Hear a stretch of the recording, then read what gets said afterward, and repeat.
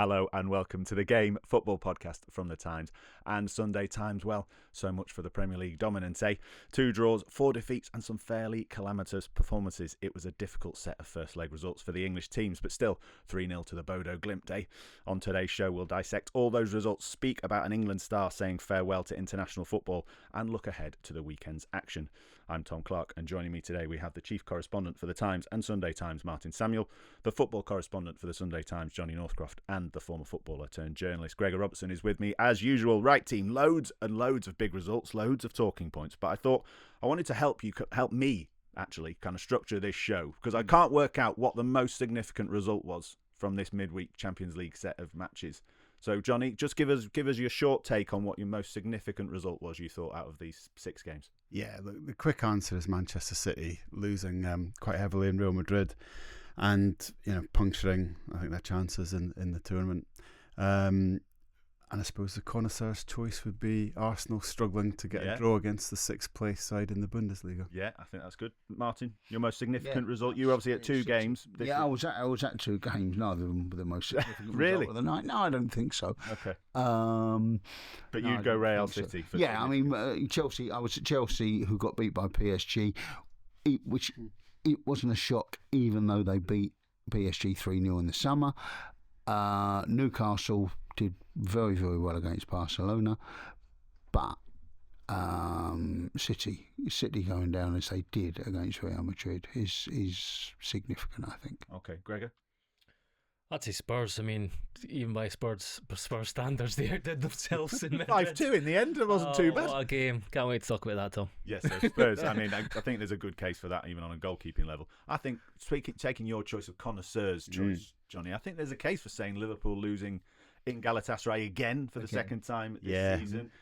Looking at Arne Slot and his position at the club under some kind of mad pressure despite being the Premier League holders.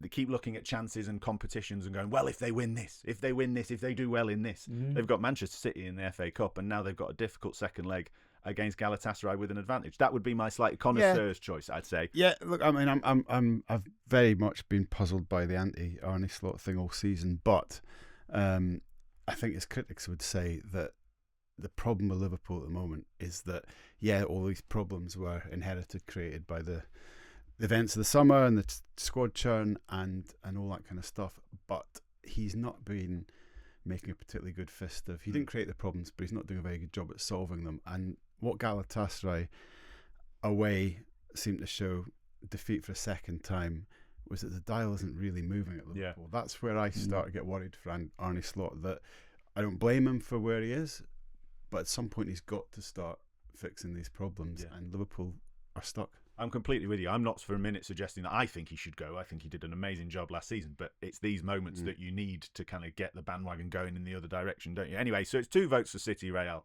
So I think we should start there, because I think it also allows me to ask the question around English football's dominance of European competitions and how brilliant the Premier League is.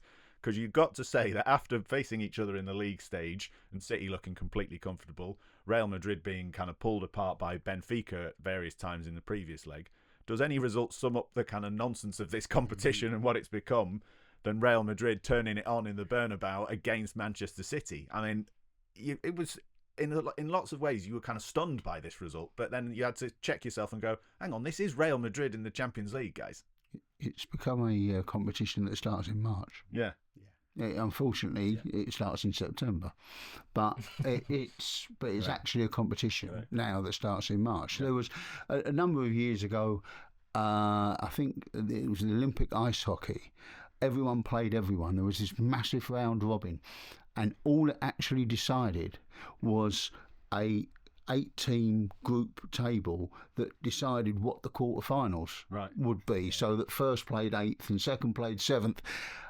And so this giant round robin was for nothing. It was just the draw, and then the real Olympic ice hockey tournament started, and the Champions League is a little bit like that. It's the age of sport as content, isn't it? Yeah. And we'll see that this summer's World Cup. We'll just play a lot of games in order to eliminate a small fraction of the team. Yeah, absolutely. Having said that, we still, like all of us, me included, I said it just a few weeks ago, it would be a minor miracle if Real Madrid won the Champions League, and you have to check yourself again, because they have, yes, Real Madrid have been like this in the past, and they've really turned on at this time of the year. They've never been as bad as they were in recent weeks, in recent and without rounds. Mbappe and Bellingham as well, and everything like that. So it was amazing. Or is it the City are genuinely not the City that we keep sort of putting this on City that they're going to come good, they're going to do this, they're going to go on one of those runs, and then you see them, you think, no, maybe they're not. Maybe they're not. Maybe they're just not quite where they were before, certainly defensively. Is there questions for Pep Guardiola to answer as well on this one? He made a tactical tweak. He's famed for his tactical tweaks in big games in Europe that seem to kind of cause City more problems than they do help him.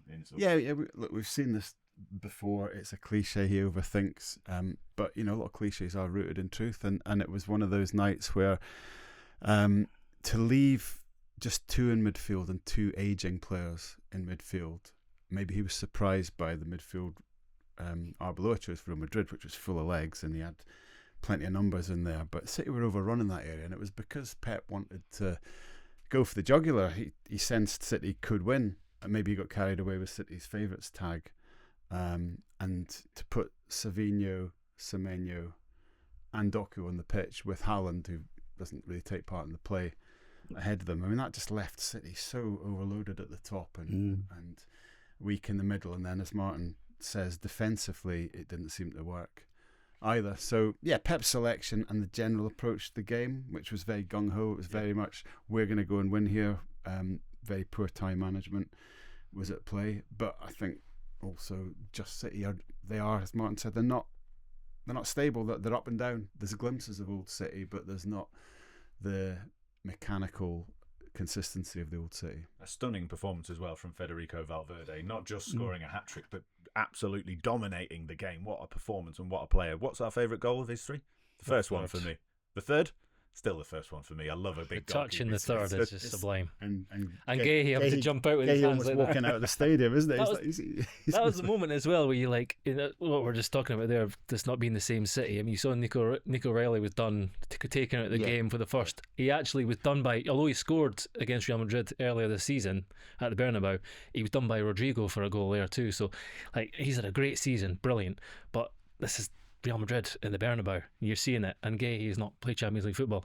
Kusanov was asked to mark Vinicius Junior. You only got Ruben Diaz left out of a back 4, really, that you think it's not a City back 4. There's a level, isn't there? There's a level, and there's experience at that level. And players, once it gets to that very, the best players just step up, right, this is the Champions League. It's like, this is the World Cup. It's like when you saw, say, George Hargy or someone like that at a World Cup, and then you saw him for his club, getting another manager the sack because he wasn't, he'd been bought and he was doing nothing. And then Romania would turn up at a World Cup and Hargy would just arrive, and he would just arrive as a different player because it was a World Cup. I think I've mentioned this before, but Sergio Ramos's mantra, what he used to tell coaches, was I'll be ready in April, and that's Real Madrid for you, isn't it? Yeah. In terms of Pep, then, just in a broader sense, mentioned it with Arne Slot there in terms of how coaches are seen and things. Pep, we don't know what the future holds for Pep at City. 1 Champions League win, of course, in a brilliant treble-winning season. But if we're now saying there's a big chance of going out of this tie, 10 seasons, has he underachieved at City in the Champions League? Maybe in the Champions League. I'm loath to judge managers purely by Champions League because it is a cup competition, and you could say the same of Alex Ferguson. And nobody, unless they're completely insane, would argue he underachieved at Manchester United. But he won 2, and there's a similarity between him and Pep because both incredibly positive-minded coaches who went into European games with that kind of front foot. I'm just going to go and do my thing and win here. And it's not always that type of game that you need to play in Europe. So it took Alex a long time, didn't it? It took Alex a long time that Manchester United kept getting their clock cleaned in Europe by people that you wouldn't expect. And even after winning it the first time, they still get knocked out by Bayer Leverkusen, I think, in 2002, semi-final, 2001 or 2002. It was when it was at Hamburg, and that was all going to be, his destiny. Porto, Monaco. I think Monaco did them one year, didn't they? 1-1 up at Old Trafford, scored scored after 6 minutes. Trezeguet, I think it was. Yeah, Trezeguet. Yes, Trezeguet scored, and they got a 0-0 draw. I can remember they got a 0-0 draw out there. And everyone's going, oh, what smart is that? And I can remember Arsene Wenger on the Friday going, 0-0 always not a good result. He said, all Monaco's got to do is score. So that all comes back then to the idea that actually, historically and currently, this has always been a tough competition. But we're talking about other teams maybe bringing PSG against Chelsea, because Gregor, you mentioned it there, all of us going into the City Real tie, we're going City are favourites. I think I even talked about PSG, Chelsea. Oh, Chelsea have got a chance in this game. PSG haven't quite shown what they're at this season. Have we been a little bit arrogant about the Premier League dominance, or is this just a one-game blip? Where are we at with it? I don't think we've been arrogant. I think you can misconstrue what the argument is. The argument is that the Premier League, as a league, is much stronger than any other league in Europe, and that's still true. That's a fact, really. What you're seeing now is you're coming up against the Premier League teams coming up against super clubs, elite clubs in Europe, not the very best in various leagues. So you're talking about PSG, Barca, Real, Atletico. Inter are out, but like Inter are someone from Italy are in crisis a little bit. Bayern, even Galatasaray, like they spend huge money on wages. There's a reason they're drawing all these stars to that league, and like spending a lot of money. So that's what we're up against now. I don't think there's been arrogance, and it's still the truth. You look at revenues, you look at the TV deals, you look at the players that are signed, you look at the wages again. The Premier League is just look at eyeballs. How many people look at watch the global it, appeal. The Premier League is the strongest, but now at this stage of the competition, they're coming up against strongest individual clubs in the rest of the continent. Yeah, I think the Premier League is the strongest league, but the question is, why is it the strongest league? And it's an athletes' league these days. It's a league of intensity, physicality. I'm not going to bore on about set pieces, but we know what a big part they play. It's not a league of subtlety and skill. It's not a league of, I think, any vintage teams. I don't think any of the top teams at the moment we'll remember as being great exponents of the game. It's not a league of guile. It's not a league that's got all the best players in it, as Valverde and Dembele showed us. So I think we've got to be... It's a league that, because of money and physicality, reigns supreme. But Florian Wirtz comes to Liverpool and struggles to settle, and everyone, it shows how brilliant the Premier League is. No, it shows how physical the Premier League is. It shows how quick the Premier League is. That's not the same as being the league where the best football's played all the time. I said Bayer Leverkusen was a significant result because you saw the team that's probably going to win the Premier League struggle against a side that isn't necessarily going to get into the top four in Germany next year. It doesn't mean that Bayer Leverkusen would then challenge for the Premier League title. Yeah. But you saw Arsenal grinding away in their kind of typical Arsenal fashion and not making a great impression on fairly mediocre opposition. So I think we've got to be careful what we're looking at this year in the Premier League. And I was almost pleased at these results because I think the league's gone down something of a wrong path. I think there's too much hype around it. I don't think we've. What do you think the wrong path is in terms of stylistically, or an over focus on physicality? Super intense, intense, super structured, super pleased with itself, and there was an arrogance, maybe overestimation of all those English performances. Two teams changing their first choice goalkeeper for a Champions League tie. Yeah. The teams going to City, Chelsea going toe to toe with the European champions in their own patch. Nobody was into game management. And to speak to Martin's point, we used to see this from the Manchester Uniteds and other top English sides in a previous era. And then there was an era where I think English teams really learned how to play in Europe. But it's almost sort of, I think the Premier League bubble, which consumes everyone's thoughts, has almost made people forget that this is a different competition. So then, one counterpoint I would say to that is, there a vintage team in the whole of Europe? Good point, yeah. PSG when they turn it on. Last season were absolutely world class, but they were also very physical. They were so direct, they were so dynamic, fast, they were fast. They weren't the same. I know what you're saying. The physicality in the Premier League is different, but I think the style thing as well is like, look at Barcelona and Real Madrid. They're not wowing you. I mean, one player wowed you. One player wowed us. Munich. They're not a team that wow. They're diminished from historically. Newcastle were the better exactly. team on Tuesday. I was at the Newcastle game. They were the better team. Chelsea are a basket case, and they went toe-to-toe with PSG. Not by much. Oh, yeah, Chelsea were a basket case. I tell you what, with that, all I would say with that, Chelsea are never in front at any stage in that game. They're always chasing PSG. But Newcastle, the other night, I know it was carnage in the last 10 minutes, as it always is whenever I go to a football match for some reason. But 1-0 to Newcastle, you'd have gone, yeah, that's fair. It wasn't, they weren't robbed. It shouldn't have been 3-0. It wasn't like they hit the bar 4 times or anything like that. But they shaded it on the night. Yeah. And Lewis Hall was very, very good against Jamal, and there was a lot of positives. I wouldn't put a Dino on them in the Nou Camp, by the way. But what were Newcastle doing in the last minute? They were trying to score another goal. Absolutely. That's what I mean. There's a lack of game management and thought and guile. What does that come down? Do you think is that not just a bit of experience as well, like for Newcastle specifically? Yeah, maybe. But I think it comes from playing in this 100-mile-an-hour competition every weekend. You think you've got to keep going up and down, up and down, up and down. We also look. There's a lot of some of that is incredibly positive.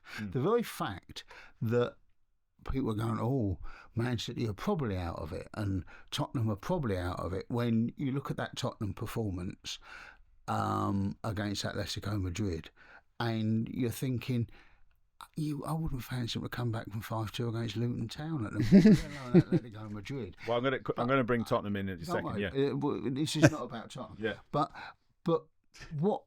what is incredible with English football is this idea that we never know when we're beaten. We never, I was at Inter Milan the night that Tottenham went 3-0 down, 4-0 down, and had the goalkeeper sent off, and came out in the second half and tried to win the game. I nearly did win the game. I mean, they got back to 4-3, and if the game goes on 5 minutes longer, they would have scored a fourth, and if it goes on 10 minutes longer, they beat Inter Milan 5-4. And you could see Inter Milan didn't know what was going on. It was like, no, you don't understand. This is meant to be over. We shake hands in the tunnel, and we don't beat you 8-0, and you behave yourselves. That would be what would happen in Italy. Having 10 nutcases who actually thought they could win it was completely off the radar for it, and that's what you get with English football. But it produces exactly the sort of daftness that John is talking about. I also think there's individual cases to look at. You can extrapolate a lot in the bigger picture without thinking about Spurs are an absolute basket case. Chelsea, their project, they've spent $1.5 billion and they've not got a goalkeeper. There are in Liverpool, we don't know why, but are in a shadow of what their former selves last season. But these are 6 clubs, Greg. That's not a small sample size. That's our 6 big clubs. Yeah, but there's individual cases, and a lot of them involve drastic mismanagement. That's not that's the club's fault. No, but that's my point. I mean, if 6 individual clubs have mismanaged themselves and that's a third of the league, and they're meant to be the best clubs, then ergo the league's not as good as we think it is. Also, Barcelona are a financial madhouse. Yeah, and they're still going to go through. Real Madrid had half the team missing, and they're going to go through. That's my point. Also, there is that the point that Michel Platini said about English football, and he was talking about the national team, about sort of Lions or whatever, was it Lions in winter and they turn up Lambs in spring, Lambs in the spring. There is a bit of that about English football as well, because if you look at the way our clubs came through the group stages, when you're playing in September, October, November, when everyone's at peak fitness and they've had the pre-season and everything, they dominated in Europe, and the results were there. We nearly got 6 of the 8, which is just ridiculous, just remarkable. And then, the only one who fell out of it was Newcastle, and they won their knockout game, was it on aggregate 10-1 or something like that? 9 or 8, anyway. But then now we're in March.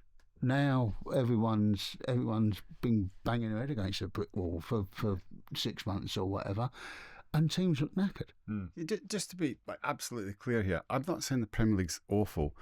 I think what we've seen in the Premier League in recent years, we've talked about it on here enough, has been this incredible work by the middling clubs, this rise in standards across the board. Yeah.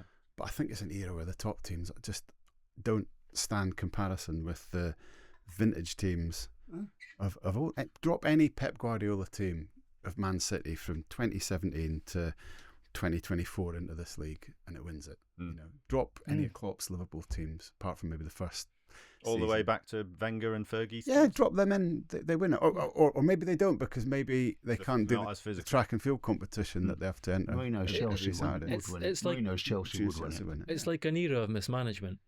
Like Spurs should get whacked. They should be relegated if they've been run this badly. Man United shouldn't be in the Champions League if they're being run as badly as they have.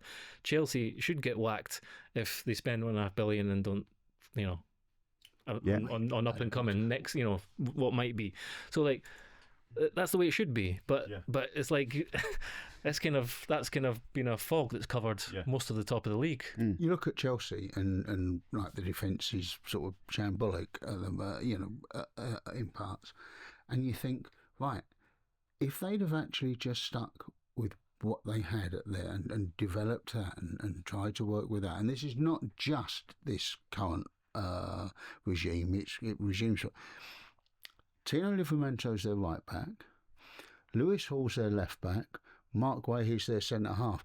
You could probably do something with that, You might be able to build something. Not a bad team. And you look at those as a starting position. England. Yeah, absolutely. You look at their goalkeepers. I mean, they've signed 25,000 players, but the goalkeeper signings are Philip Jorgensen, Robert Sanchez, Gabriel Slalina. They're afterthoughts. Mike Penders. They're afterthoughts. Yeah. I mean, we'll come back. I want to come back to Chelsea. They've got a specialist goalkeeping recruitment guy. Have they? It's the bloke who was in goal for Middlesbrough when Roberto Di Matteo scored after 7 seconds against them. It is. Job might be at risk, I would say. I want to come back to PSG Chelsea in a bit more detail, but we've obviously gone very broad brush and big picture thinking, as we often do on the Thursday episode of the Game podcast. But just on a few specifics, Arsenal Bayer Leverkusen. Firstly, kick-off routine of the year from Bayer Leverkusen in the second half. Absolutely loved it. Nearly scored a goal from it. But the penalty is a massive dive, isn't it? Just to check. It's an absolutely stonking total dive. Absolute travesty. But then the next follow-up on Arsenal, they will get through in the second round? Yes. In the next leg? Yeah. You would think so. And then Liverpool Galatasaray, that's the one. Should get through at Anfield. Bit of pressure on Arne Slot, probably. So both of those should do, but not sure. Yeah, I would be certain. Sure. Yeah, wouldn't should be certain. Get through, but if they nothing's don't, certain with Liverpool at the moment. No. Yeah, and if they don't, that's the biggest alarm bell so far. If they don't, and that's when the pressure, to my point about this being a significant result, might come back. City, Real, done. Can't see it. Turnaround. Can't see it. But then Newcastle, Martin, huge plaudits, well played, but you're going to get turned over in the Nou Camp. You'd think so. I mean, one of the things, it was a penalty in the last kick of the game. It was a penalty. There's no doubt about that. But you play everything with Barcelona. I said it in the match report. You play everything. You play their reputation and the legend and their status, and it's Barcelona and these are superstars or whatever. So there's just things go on in the game where a foul by Barcelona is a free kick, but then it can. The same foul by a Newcastle player there's a yellow card, and you're thinking, no, the Barcelona guy did that 5 minutes ago, and he'd be suspended for the second leg if you'd have booked him for that. But that's there's a lot of that around those two Spanish clubs, I think, in particular. There's a lot of that. It's not that the referees go. It's not that the referees are crooked or anything like that. It's just that these are huge clubs, these are huge players, these are huge names. It comes with a sort of intimidation factor. Eddie Howe deserves a lot of credit for his bravery in this game, and I thought in the PSG game as well. And I mean, thinking about his season as a whole, in this mad season of mad narratives and things, the idea that some Newcastle fans are questioning his position at the club is crackers, isn't it? Yeah, crackers. Yeah. Yep. Crackers. I think is the official. I think crackers is the medical definition of questioning Eddie Howe at Newcastle and what he's done for them there. Because the other thing is, they haven't been able to operate as they would have been able to operate because of all the financial rules and stuff. So he's not working with what everyone thinks is working with, if you know what I mean. Yeah, absolutely. There's plenty more to come. We're going to get stuck into Tottenham, Atletico Madrid in a bit more detail and look ahead to the Premier League weekend action as well. But it's time for a quick break, so let's do a question from Bill Edgar's weekly quiz. We're veering quickly away from the Champions League action. Crystal Palace against Leeds is one of the matches this weekend. So the question is, who scored the only goal when Crystal Palace beat Sheffield United in the 1997 second-tier playoff final, and then in each of the next 3 seasons finished in the top 5 in the Premier League with Leeds? Find out after the break. Welcome back to the Game Football Podcast from The Times and Sunday Times. I'm Tom Clark and I've got Johnny Northcroft, Gregor Robertson and Martin Samuel with me. There was a unified correct answer once I gave you the options that Bill Edgar provides on the Times website. Gregor, I think you got in there just about first. Answer was?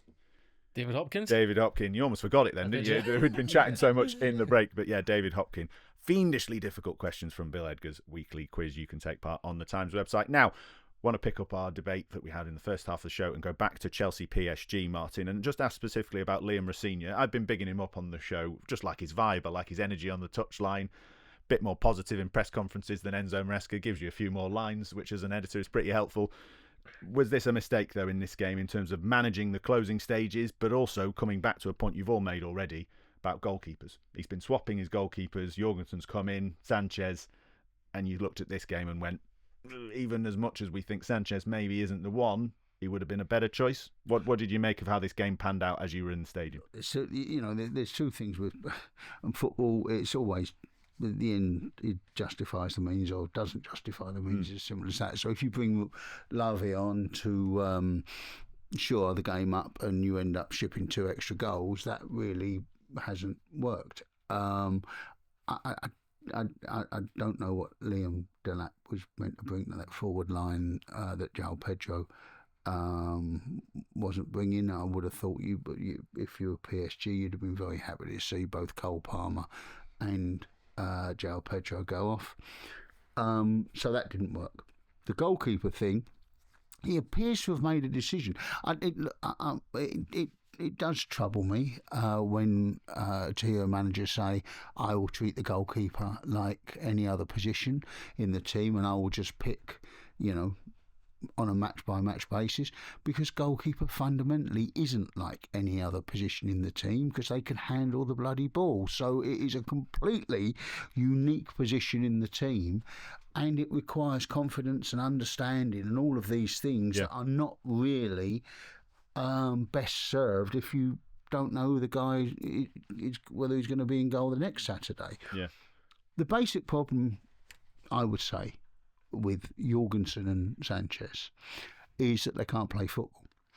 And as in with their feet. With their feet. Right. And that's difficult if you have decided to play in such a way where they see more of the ball than people who can play football.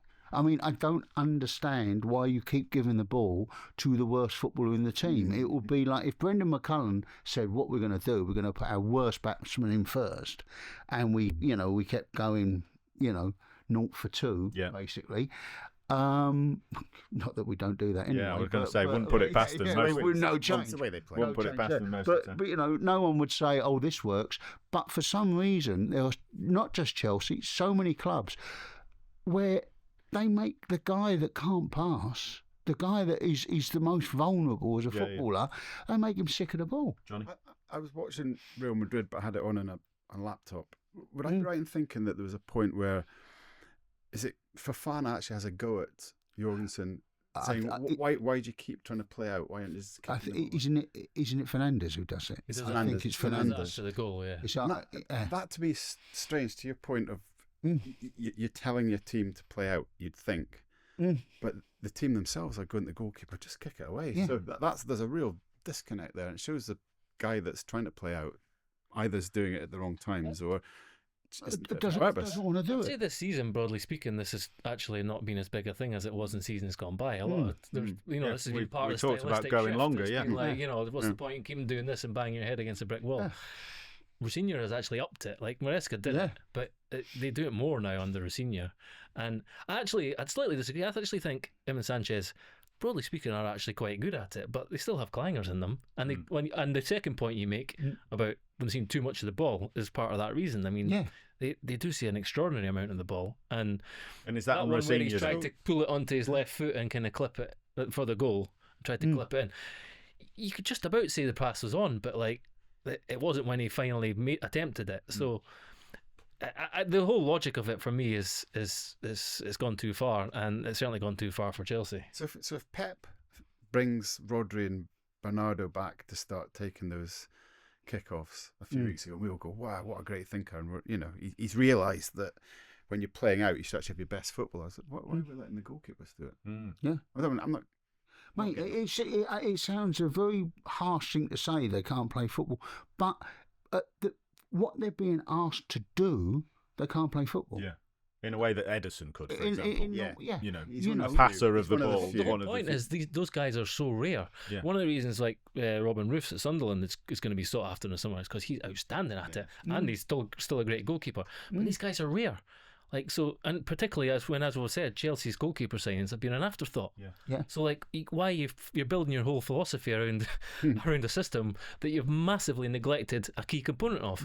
We want to come on to Gregor's most significant result. Sorry, I was just about to say, Pat Nevin said to me a number of years ago, maybe before Edison really came onto the scene, and I said to him, any goalkeeper that you think could have played as an outfield player or whatever. All of these guys are now on the ball all the time. And he said the only one was Manuel Neuer. Right. He thought Manuel Neuer could have played outfield. He fancied himself every now and again, didn't he? He'd come running really to the halfway line. Martin, just finally on this game then, we talked about it with Real Madrid. PSG, talked about them being in first gear a lot in this competition so far. They finally up the levels in terms of, particularly at the end of this game, Kvaratskhelia with those goals just kind of going cutthroat. Do they look like a bit more in this game like the team that won it last season?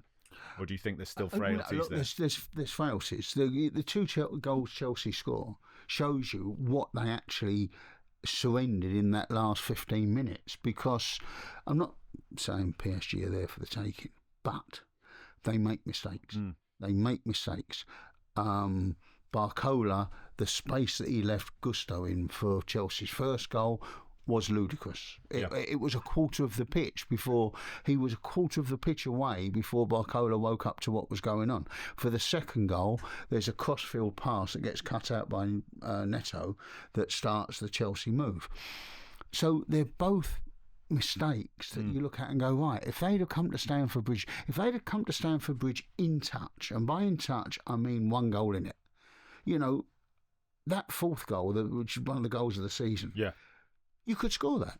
You could still score that. PSG win 3-2 and you still get them to Stamford Bridge and go, right, okay, they make a couple of wicks, we're in here, keep it tight, we're still in this. But don't concede 3 goals in the last 15 minutes, because then you're dead. It happened to Aston Villa there last season, if you remember. I was just going to say, Aston Villa, there was that titanic effort in the second leg. Konsa had a header. Was like, they almost did it. So they give you chances, but they're always going to score. So good luck. Yeah, absolutely. Well, let's get on to Gregor's most significant result of the midweek matches. Atletico Madrid 5, Tottenham 2. We're speaking about goalkeepers, obviously, with Chelsea in terms of mistakes. Antonin Kinski, the only story in town, rather actually, from this one. I mean, how did we feel about the choice to take him off, first of all? Gregor? I've been slightly different view of it than it seems to be the case anyway. There seems to be a lot of outrage about it. Football's a brutal game. Could we have envisaged him playing for the rest of this match and not having another Rick? His head was completely gone. I don't think there's anything wrong with him bringing him off. Like, it's brutal, but football is a brutal sport. Like, yes, you could have maybe shook his hand. And again, I'm not quite as outraged as some people about that. I think he's in the middle of, he's got other things on his mind. He's trying to rearrange his team. You would hope he gave him a hug or whatever in the dressing room, and certainly a lot of players supported him. But I think it's kind of the chaos at Spurs just now and the sort of general perception of Tudor. It was just like another stick to beat him with. Like, I understand it to an extent, but I don't blame him for taking him off. His head was gone, and you still, after 17 minutes, like, you still have a lot of this tie left. And yes, you're 3 down, but you want to do something to change it, and that was the clearest change. Johnny, I think this is where the soft skills of management come in. Where Gregor's right, he had to come off in football terms. My question would be putting him in, or rather putting him in in a state where he clearly wasn't mentally prepared. Part of a coach's job is to understand the players and then to affect the players' mentality going into matches, to motivate them, to give them confidence. And Tudor, since the moment he's walked through the door at Spurs, just has struck you as a very disconnected and quite sort of cold character. Yeah. It appears Spurs have fallen for the old fallacy that when you're struggling, what the players really need is someone to shout at them. You know, it's like, would you shout at a group of crying children? Would that make them stop crying? Probably not. Wouldn't make them any less sad anyway, even if they stop crying. So it's that sort of like, get a brutal sergeant major in. Well, this is the result. You know, he doesn't seem to connect with his players. He keeps changing his team, and I think he's exposed a young goalkeeper. And had to take him off, but his subsequent reaction has kind of magnified the problem. He's passing through. You see, once those first few results go against them, he's passing through. This is Igor Tudor, this is Tudor, Kinski, So it shows in many ways the fallacy of the sort of interim manager role or whatever, where you've got someone who is not. The long-term future of Chelsea, of Tottenham's reserve goalkeeper is not an issue that's going to concern Igor Tudor beyond the next 2 months, even if then. And so it's a very fashionable thing, interim manager of this. This gives us a chance to think. We must need to. These guys need less time to think, because thinking, if this is where thinking's got them, they need to stop thinking and do something else. Maybe start to take up dominoes or golf or something like that. But you wonder where thinking will take them next. That's a good point. I was when I went out to Paris, I was with Glenn Hoddle for a while. He said, and it's interesting, manager. He said, in the end, you don't know what to do for the best. He said, because you might be thinking. I realised that Glenn was never regarded as the greatest manager. No. But he said, you're almost thinking, I need to take him out of this to protect him. He said, it's not necessarily a cruel thing to have done. He said, because do you keep him out there? Do you take him off? Just get him out. Which is great. Situation. Supposing they get beat 8-0 and he's at fault for 7 of them or something like that. Do you know what I mean? You would never recover. Just back to Tudor then, Johnny. Obviously, the huge game this weekend going to Liverpool, and before this second leg, and then we've talked about it with Gregor on the Monday show. They've then got Nottingham Forest in a big relegation clash. I mean, really big. So much conversation around Igor Tudor, and you kind of touched on it with your answers. He stays at least until then. Yeah. Well, I mean, he's doing the press conference, we believe, on Friday. We've had that information from Tottenham. Tom Allnutt will be there reporting for the Times, but where do we see this going for Tottenham? And I'm asking you, Johnny and Martin, because we've had this debate on the Monday show quite a lot. Look, I'm not sure why he is here in the first place, and I'm not sure why he's still going to be there against Liverpool. Spurs haven't explained it. They haven't communicated their thought process as clubs do. They just make these decisions and tell everyone to live with them. I always thought it was odd appointing an interim when you're in the last 16 of the Champions League with a fairly winnable tie, and you can get in the what's that saying in the squad? All that European stuff doesn't matter. I mean, it is an opportunity. That in itself was odd. If it's all about Premier League survival, I mean, being honest, So you would changing the manager's probably going to. You would have mad as it is. You would have got rid of him after this game. Well, I wouldn't have appointed him because I think he's entirely the wrong profile. But if you're asking me now, I think it's not working. I remember Steve Parish at Crystal Palace getting rid of De Boer after 3 games, and it was brutal. But it was also an admission of a mistake, which I admired Steve for. Sometimes you've just got to admit you've made a bad mistake. Just like Tudor taking Kinski out, they need to take Tudor out. Yeah. The timing of it to throw him into that game at Atletico Madrid away, I thought was remarkable. I mean, when Steve McClaren did that with Scott Carson, and the thing is, and it's probably true with this decision as well, there were so many opportunities to make that change. McLaren had so many opportunities to make that change. He had people around him like Ray Clements, Venables was his assistant, Terry Venables was his assistant, who weren't sure about Paul Robinson, even though Paul Robinson had been Terry's goalkeeper at Leeds, wasn't sure about Paul Robinson. And they're playing against Israel, and they're playing against Andorra, and he's got people saying, "You need to change. We need to change." And Steve doesn't do it. And it carries on. And in the end, he makes a mistake against Russia. Russia. And then Robinson makes a mistake against. And then Steve changes it. And he changes it for a game that is make or break for England qualifying for the European Championships. Bring Scott Carson in. I think we had Tractor Mayhem or something like that at Wembley on the. It was brilliant. It was another good old days. Good old days of FA incompetence. We had Tractor Mayhem and then the torrential rain and stuff like that. Pitch was like a ploughed field.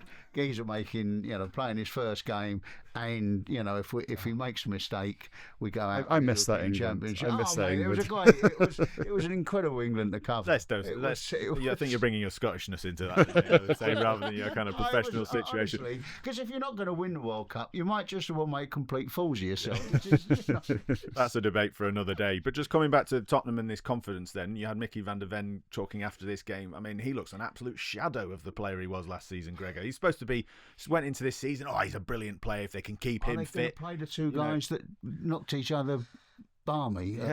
They might not be able to. It might be a concussion protocol. What would that say if suddenly they played those two guys? But then broadening it out with that confidence and going into then the Premier League this weekend, not just Tottenham with their big game, all the other teams around them. West Ham have got a tough game, but they're at home against Manchester City.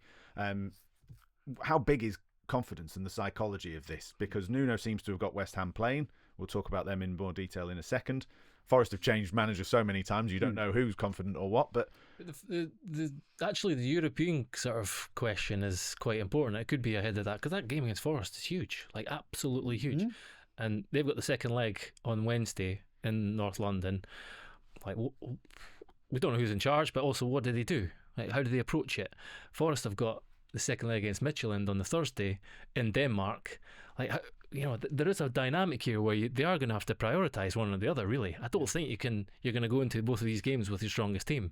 So like you're right, you're just thrown in the bin like European Champions League, or for Forest's case, the first European football in 30 years. You're just likely going to throw it in the bin to try and survive in the Premier League. So the next couple of weeks are going to be fascinating. But Tudor, he was brought in to elicit some positivity, and I would say with these guys, he simplified things and he's trashed their confidence even further, and he's massively complicated things. Tom Allnett tweeted just a quick summary of his time. Positions. Palhinha's been in defence. Gallagher's been right midfield, subbed and dropped. Xavi's been left midfield, subbed and dropped. Archie Gray's played left back for the first time this season. Pedro Porro's played right of a back three for the first time in his Spurs career. Played 3 at the back, 4 at the back, 3 at the back. Put in Kinski, lost 4 games. Boom, off you go. And on top of that, how's Vicario feeling? Like, we're worried about Kinski, but what has he just said to Vicario? He said, "You're not really very good. I'm going to put this kid in. Oh, I need you again." Yeah. Mm-hmm. And then looking at the relegation battle in more broad terms as well. Johnny, how do you see it going? Obviously, not been on the show for a couple of weeks. So much changes. We've got West Ham winning in the FA Cup as well, scoring 5 brilliant penalties, by the way. We'll come on to that in just a second. How are you seeing it playing out in the next couple of weeks? It's so weird because it feels like there's actually a lot of form teams now. It feels like Wolves are certainly a form team. Probably are out of it. I'm still not ruling Wolves out. I said it on Monday's show. It would be the maddest thing to happen in a mad season if Wolves pull that off. But anyway, sorry, Johnny. But it feels West Ham are kind of becoming a bit of a form team, kind of getting there. And Forest better than they were. So, I mean, Spurs are in such massive trouble. I don't see them at the moment winning any game that they need to win. Do you know what I mean? When the pressure's on. When the pressure's good players that they might turn up and get a 2-1 against Crystal Palace or something like that. Of course they could. Well, they didn't. Well, they didn't. But as I said that, they actually didn't do that. No.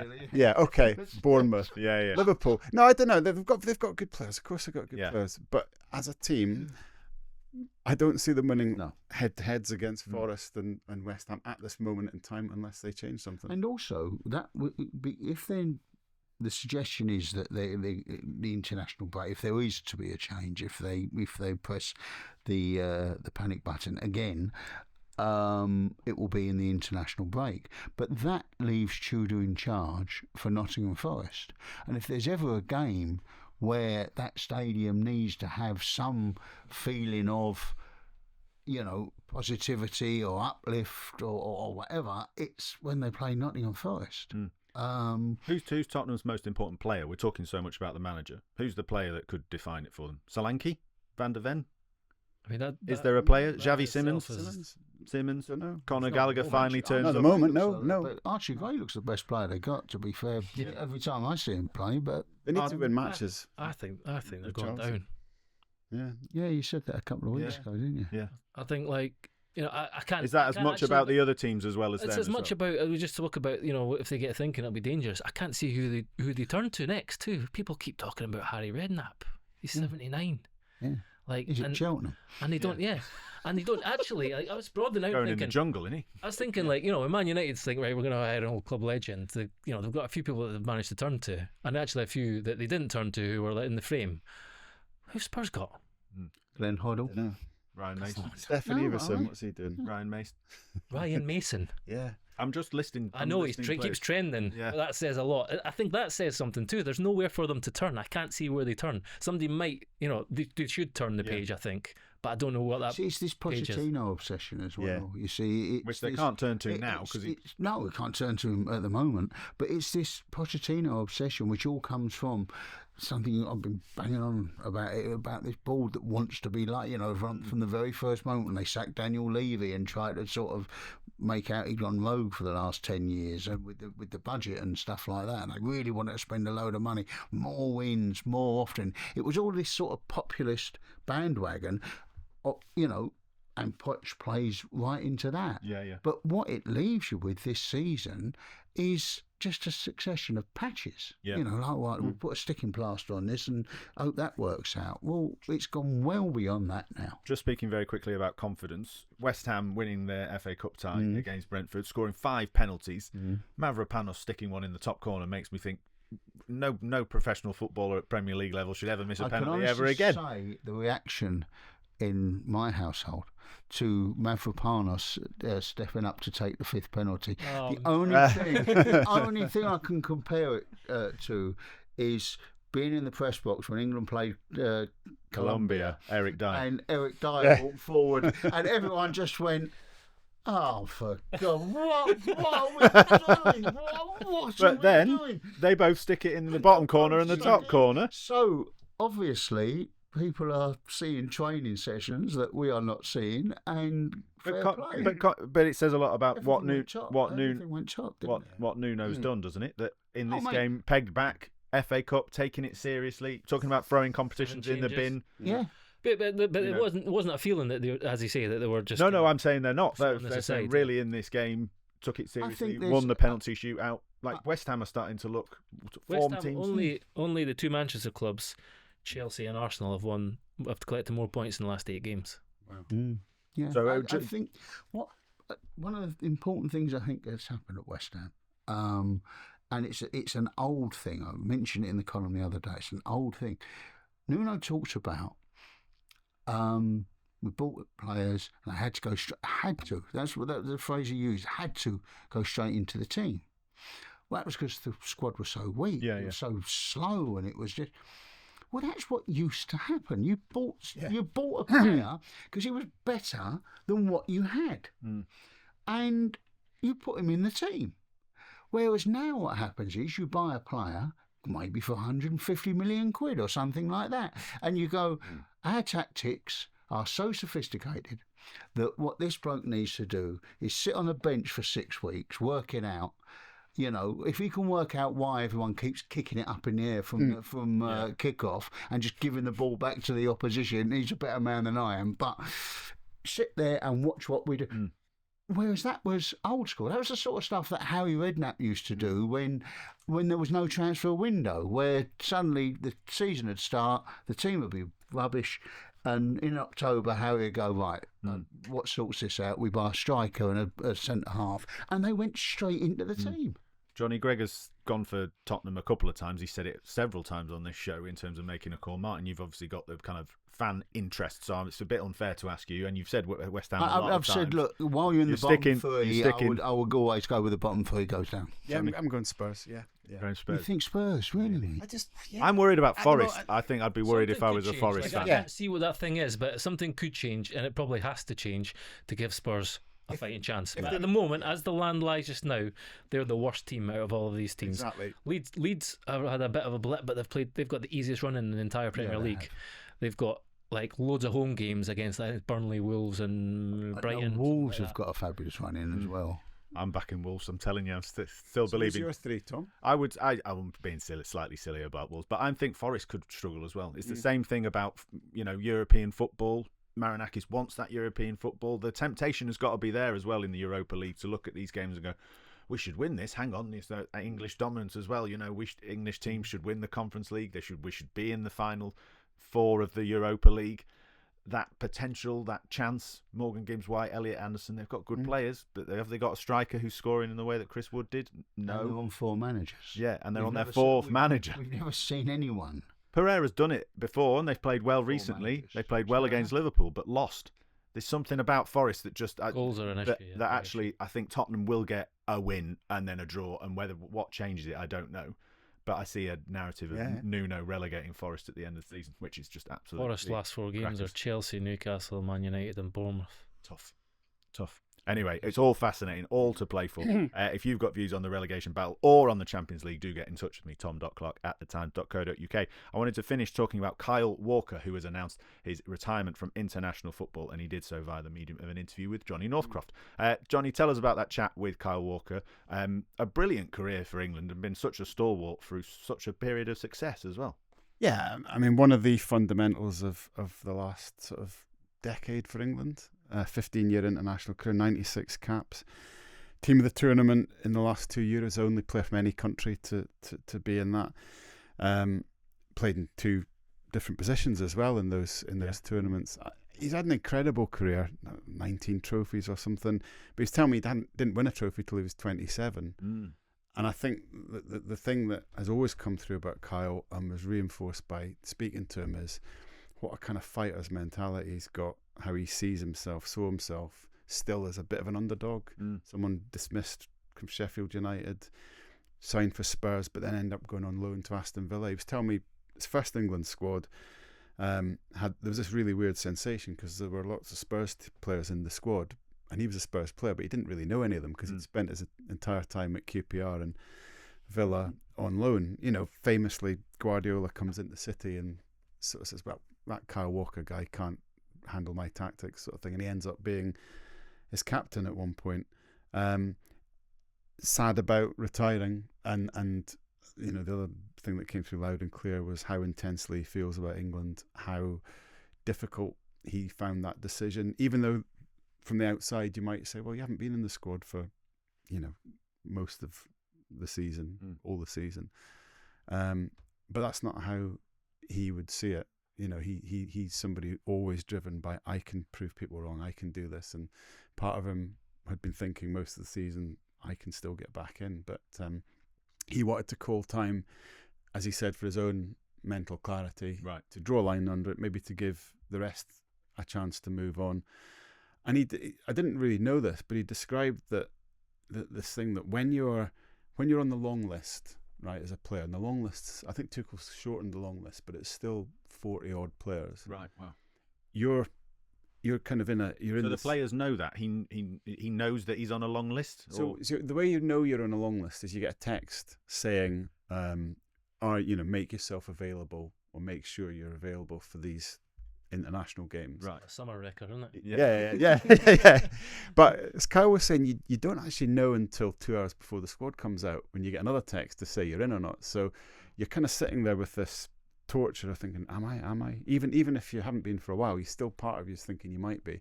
You've got your family going, so what are we doing in international break? Are we, going to Dubai or not? That hotel's booked for Christ's sake. Now.